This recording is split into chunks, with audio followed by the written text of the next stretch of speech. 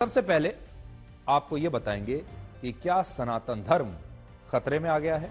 जिस यमुना नदी का उल्लेख रामायण में है, जिस यमुना नदी को स्पर्श करने से पहले सीता जी ने क्षमा याचना की थी, जिस यमुना नदी को पार करके वसुदेव ने भगवान श्री कृष्ण के प्राण बचाए थे, और जिस यमुना नदी को भारत में यमुना मैया का दर्जा दिया गया है, आज उस यमुना नदी में खतरनाक प्रदूषण के बीच जहरीले पानी में, जो कि एक मैले कीचड़ जैसा बन चुका है, न जाने कितनी महिलाओं ने छठ पूजा का त्योहार आज यहां पर मनाया है। अब आप ये देखिए, तस्वीर आप देखिए, ये त्योहार अगर आप जहरीले पानी में, मैले गंदगी भरे पानी में अगर मना रहे हैं, देवी देवताओं का स्मरण कर रहे हैं, सूर्य को अर्घ दे रहे हैं, तो क्या अब सनातन धर्म और हिंदू धर्म खतरे में नहीं आया?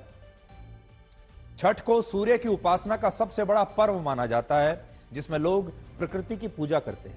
लेकिन सोचिए, जहरीली हवा, जहरीला जल और जहरीले स्थान पर, गंदे स्थान पर, जहां बदबू आ रही है, ऐसे स्थान पर सूर्य की उपासना और प्रकृति की पूजा आखिर कैसे हो सकती है? इस मैले कीचड़ में आखिर आप भगवान को याद कैसे कर सकते हैं? हमारे देश में छोटी से छोटी बातों पर लोगों की धार्मिक भावनाएं आहत हो जाती हैं। शोभा यात्राओं को लेकर विवाद हो जाता है। बड़े बड़े नेता अगर कोई बयान दे देते हैं, उसे लेकर विवाद हो जाता है। लोग कहते हैं हिंदुओं पर अत्याचार हो रहा है, हिंदू धर्म खतरे में आ गया। लेकिन इन तस्वीरों को देखकर किसी की भी धार्मिक भावनाएं आहत नहीं होती, और ना ही सनातन धर्म कभी खतरे में आता है। दिल्ली, उत्तर प्रदेश, बिहार, झारखंड और मध्य प्रदेश में आज जिन अलग अलग नदियों और जल कुंडों में सूर्य को अर्घ देकर छठ पूजा का त्योहार मनाया गया, वो सभी नदियां गंदी हैं, प्रदूषित हैं, बदबूदार हैं, उनमें मैला गंदा पानी है, और उनमें प्रदूषण के ऐसे तत्व घुले हुए हैं जो जहर जैसे खतरनाक है। यानी ये सारा जो पूजा पाठ है, ये जहरीले पानी में हो रहा है, गंदे बदबूदार पानी में हो रहा है। छठ का त्योहार उस तिथि को मनाया जाता है जब सूर्य की अल्ट्रा वायलेट किरणें असामान्य रूप से इकट्ठा होती हैं, और इनके कई दुष्प्रभाव होते हैं, और इन्हीं दुष्प्रभावों से बचने के लिए छठ के दिन सूर्य को सुबह और शाम दोनों समय अर्घ दिया जाता है।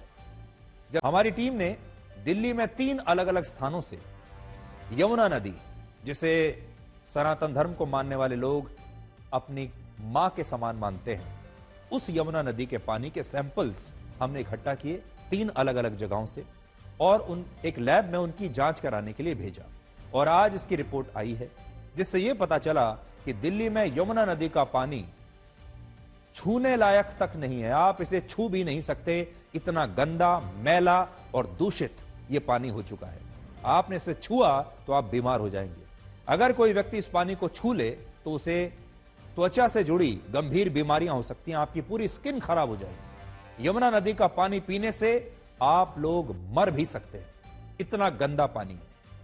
अब आप हमारी ये रिपोर्ट देखिए और सोचिए, आज अगर यमुना नदी हमसे कुछ कह सकती है तो वो पीड़ा और दर्द के शब्द क्या होते। भारत में बैलेट पेपर्स को लेकर लोगों में सबसे बड़ा डर यह रहता है कि नेता इसे अपने गुंडों की मदद से लूट लिया करते थे, और बैलेट बॉक्स में दिए गए वोटों को बदला भी जा सकता है। जबकि अमेरिका में बैलेट पेपर से वोटिंग के बाद इस तरह की जो संभावनाएं हैं वो 0.1% से भी कम है। वहां वोटिंग के बाद लोग इंटरनेट पर एक वेबसाइट की मदद से अपने इलाके के बैलेट बॉक्स को रियल टाइम में ट्रैक कर सकते हैं, और यह जान सकते हैं कि जिस बैलेट बॉक्स में उन्होंने अपना वोट डाला, उस बॉक्स को कब कब कहां पर ले जाया गया, और कब और किसने उनके बैलेट बॉक्स को खोलकर वोटों की गिनती की है। यह सब कुछ आप घर बैठे देख सकते हैं, और यही कारण है कि अमेरिका में बैलेट बॉक्स से वोटिंग के बाद भी बैलेट बॉक्स को लूटना असंभव है। बैलेट पेपर के अलावा 25% लोग बैलेट मार्किंग से भी अपना वोट डालते हैं, और इसमें एक मशीन होती है जिससे वोटर्स को बैलेट स्लिप मिलती है, और इस स्लिप को लेने के बाद, यानी एक रसीद होती है, इस रसीद को लेने के बाद वो अपना वोट डालते हैं। और पिछले कुछ वर्षों में वोटिंग करने का यह तरीका काफी लोकप्रिय हुआ है वहां पर। और आखिर जो लास्ट विकल्प है वो है, उसमें 5% लोग ईवीएम जैसी एक मशीन से अपना वोट डालते हैं, जिसे वहां डायरेक्ट रिकॉर्डिंग इलेक्ट्रॉनिक सिस्टम कहते हैं, और इसमें उसी तरह से मतदान होता है जैसे आप भारत के लोकसभा और विधानसभा चुनाव में ईवीएम के जरिए अपना वोट डालते हैं।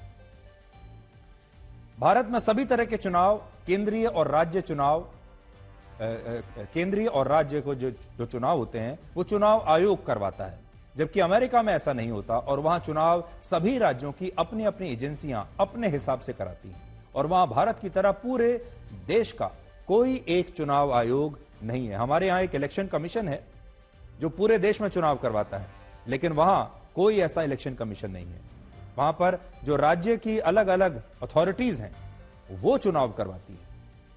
इसके अलावा अमेरिका में चुनाव की सभी तारीखें वहां का कोई चुनाव आयोग तय नहीं करता, ये तारीखें पहले से तय होती हैं। जैसे इलेक्टोरल कॉलेज का चुनाव नवंबर महीने में पहले हफ्ते के सोमवार के बाद जो मंगलवार आता है उस दिन होता है, ये तय है पहले से ही और हमेशा इसे फॉलो किया जाता है। इलेक्टर्स द्वारा राष्ट्रपति का चुनाव दिसंबर महीने में दूसरे हफ्ते के बुधवार के बाद जो पहला मंगलवार आता है उस दिन होता है और इन चुनावों के नतीजे हर 4 साल बाद 6 जनवरी को ही आते हैं और राष्ट्रपति पद की शपथ हर बार 20 जनवरी को ही ली जाती है, इसके अलावा और किसी डेट को नहीं। इसके अलावा अगर 6 जनवरी के नतीजों में किसी उम्मीदवार को बहुमत नहीं मिलता तो अमेरिका की संसद में हाउस ऑफ रिप्रेजेंटेटिव्स का एक विशेष सत्र बुलाया जाता है और इसमें वोटिंग के जरिए नए राष्ट्रपति को चुनने की प्रक्रिया शुरू होती है। और अगर इस वोटिंग में भी किसी उम्मीदवार को बहुमत नहीं मिलता तो सेनेट में उपराष्ट्रपति पद के 2 शीर्ष नेताओं में से किसी एक का वोटिंग के जरिए चुनाव होता है और फिर 4 मार्च को वोटिंग में जीतने वाले उपराष्ट्रपति को अमेरिका का राष्ट्रपति चुन लिया जाता है। और 4 मार्च वही तारीख है जब अमेरिका में पहली सरकार की स्थापना हुई थी और जॉर्ज वॉशिंगटन अमेरिका के लोकतांत्रिक इतिहास के पहले राष्ट्रपति बने थे। हालांकि कुछ कारणों से उन्हें अपनी शपथ 30 अप्रैल 1789 को लेनी पड़ी थी। और भारत में एक देश एक चुनाव को लेकर जब इतनी राजनीति होती है तब अमेरिका में पिछले 200 से ज्यादा वर्षों से एक देश एक चुनाव हो रहे हैं। विडंबना यह है कि अमेरिका के चुनाव में तो हिंदू एक बड़ा मुद्दा बन सकते हैं, लेकिन भारत के चुनाव में हिंदुओं को लेकर सिर्फ जातियों की सोशल इंजीनियरिंग की जाती है। अब आप ये देखिए कि अमेरिका में इस बार बड़े बड़े मुद्दों ने बड़े बड़े और इंटरनेशनल स्टार्स को कैसे हरा दिया। दुनिया भर के नेताओं के लिए एक बहुत बड़ी सीख अमेरिका के इन चुनावों में है। तो अब आप ये देखिए कि एक तरफ कमला हैरिस थी और एक तरफ डोनाल्ड ट्रंप थे। कमला हैरिस को दुनिया के और अमेरिका के बड़े बड़े स्टार्स जो हैं वो सपोर्ट कर रहे थे। जैसे इस बार मशहूर singer Lady Gaga, Taylor Swift, Jennifer Lopez, Beyonce, Eminem, George Clooney, Oprah Winfrey, Bill Clinton, Jimmy Carter, Mark Cuban, Bill Gates, Harrison Ford और माइकल ब्लूमबर्ग जैसे जो बड़े बड़े लोग हैं उन्होंने खुलकर इन चुनावों में कमला हैरिस का समर्थन किया था। इसके अलावा मार्वल सीरीज की जो फिल्में आती हैं उनमें आयरन मैन बनने वाले Robert Downey junior, captain America बनने वाले क्रिस एवंस, हल्क बनने वाले मार्क रफेलो, ये तमाम लोगों ने भी कमला हैरिस का समर्थन किया था। यानी इतने बड़े बड़े जो फिल्म स्टार्स हैं उन सब ने कमला हैरिस का समर्थन किया। जबकि डोनाल्ड ट्रंप को समर्थन देने वाले लोगों में इलॉन मस्क को छोड़कर कोई बड़ा नाम नहीं था और उनके लिए लोगन पॉल जैसे यूट्यूबर्स और जॉन वाइट जैसे एक्टर्स वोट मांग रहे थे जो बहुत बड़े वहां नहीं माने जाते, जिसके कारण डोनाल्ड ट्रंप का मजाक उड़ाया गया और कहा गया कि ट्रंप इन चुनावों में आसानी से हार जाएंगे क्योंकि अमेरिका के जो बड़े बड़े लोग हैं, जिन स्टार्स और सेलिब्रिटीज के करोड़ों फॉलोअर्स हैं, वो सभी कमला हैरिस का समर्थन कर रहे हैं। लेकिन जब नतीजे आए तो बिल्कुल उल्टा हुआ और इससे सीख ये मिलती है कि बड़े बड़े फिल्म स्टार्स और सेलिब्रिटीज के समर्थन से चुनाव नहीं जीते जाते। एक तरफ कमला हैरिस थी जिनके समर्थन में बड़े बड़े इंटरनेशनल स्टार्स थे, दूसरी तरफ डोनाल्ड ट्रंप थे जिनके पास बड़े बड़े स्टार्स की जगह बड़े बड़े और असली मुद्दे थे जो आम जनता को छूते थे। वो जानते थे कि जब वो महंगाई और बेरोजगारी की बात करेंगे तो लोग उन्हें वोट देंगे और इस बार चुनाव में बिल्कुल यही हुआ। जनता के जो मुद्दे थे वो जीत गए और बड़े बड़े जो स्टार्स थे वो हार गए।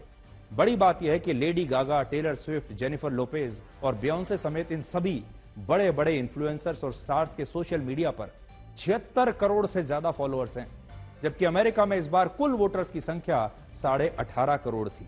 इसके बावजूद, इन सब के समर्थन के बावजूद, इनमें बड़े बड़े सिंगर्स हैं, परफॉर्मर्स हैं, हॉलीवुड के बड़े बड़े एक्टर्स हैं। इन सब के समर्थन के बाद भी कमला हैरिस हार गई। हमारे समाज में प्रेम संबंधों को किताबों और शेरो शायरी के जरिए बेहद सकारात्मक जगह दी गई है। आप भी शेरो शायरी सुनते रहते होंगे, मोहब्बत की, प्रेम की कहानियां आपने पढ़ी होंगी। चाहे किताबों में लिखी गई प्रेम कहानियां हों या फिल्मों में दिखाए गए बड़े खूबसूरत रिश्ते हों, गाने हों, यहां हमेशा हैप्पी एंडिंग ही होती है मोहब्बत की और प्रेम की। लेकिन असल जिंदगी में प्रेम संबंधों से जुड़े कुछ आंकड़े देखकर आज आप ये सोचने पर मजबूर हो जाएंगे कि क्या प्रेम संबंधों से जुड़ी ये सारी बातें सिर्फ किताबी और फिल्मी हैं, और यहां अक्सर प्यार के रिश्तों की एंडिंग हैप्पी नहीं होती। हमारे देश में हार्ट अटैक की बीमारी अक्सर चर्चा में रहती है। हार्ट अटैक से कितने ही लोग मारे जाते हैं, लेकिन दिल से जुड़ी एक ऐसी बीमारी भी है जिसकी हम कभी बात नहीं करते, और वो है हार्ट ब्रेक, यानी दिल टूटने की बीमारी। और 80% लोग जीवन में दिल टूटने की समस्या को कभी ना कभी जरूर महसूस करते हैं। दिल टूटने के कारण वर्ष 2013 से 2022 के बीच लगभग 9 या 10 वर्षों में कुल मिलाकर 74,180 लोगों ने आत्महत्या की, जिसमें से 76% लोगों ने प्यार में दिल टूटने की वजह से आत्महत्या की, जबकि एक्स्ट्रा मैरिटल अफेयर्स के कारण 13.3% लोगों ने आत्महत्या की। प्यार में पार्टनर का किसी और से संबंध होने के शक में, यानी पार्टनर के धोखे की वजह से लगभग 10% लोगों ने खुदकुशी की। 1990 में एक फिल्म आई थी जिसका नाम था दिल, और उसमें एक गाना था जिसमें कहा गया था, प्यार में जिएंगे मर जाएंगे। लेकिन इन आंकड़ों को देखकर लगेगा कि पिछले कुछ वर्षों में लोग प्यार में जीने की बजाय मरने पर मजबूर हो रहे हैं, और इसलिए आज प्यार में जान गंवाने वालों की संख्या हजारों में पहुंच गई है।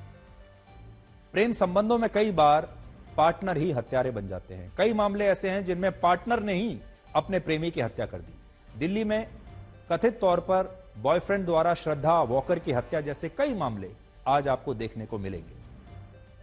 ये बड़े बड़े सवाल भी खड़े करते हैं। इसके अलावा वर्ष 2013 से 2022 के बीच सिर्फ 10 वर्षों में प्यार के मामलों में लगभग 30,000 लोगों की हत्याएं हो गई, जिसमें लगभग 52% मामलों में हत्या का कारण था लव अफेयर्स, जबकि 46.6% मामलों में पार्टनर के गलत संबंध को आधार मानकर उसकी हत्या कर दी गई। जब युवाओं के प्रेम संबंध से परिवार की सामाजिक प्रतिष्ठा और मर्यादा को ठेस पहुंचती है, तो परिवार भी कई बार अपने ही बच्चों का हत्यारा बन जाता है। वर्ष 2013 से 2022 के बीच ऐसी कुल 517 हत्याएं हुई, जिसमें अपने ही सगे और परिवार के लोगों ने प्यार के रिश्तों के लिए उनकी हत्या कर दी। दिल टूटने के बाद अगर प्रतिशोध की भावना होती है तो बात सिर्फ हत्या या आत्महत्या तक सीमित नहीं रहती, बल्कि अपहरण भी इसके कई अंजामों में से एक है। 2013 से 2022 के बीच जबरदस्ती शादी करने के लिए 2,80,000 महिलाओं का अपहरण हुआ। इन 10 वर्षों में हर 10 में से 4 महिलाओं के अपहरण की वजह प्यार था।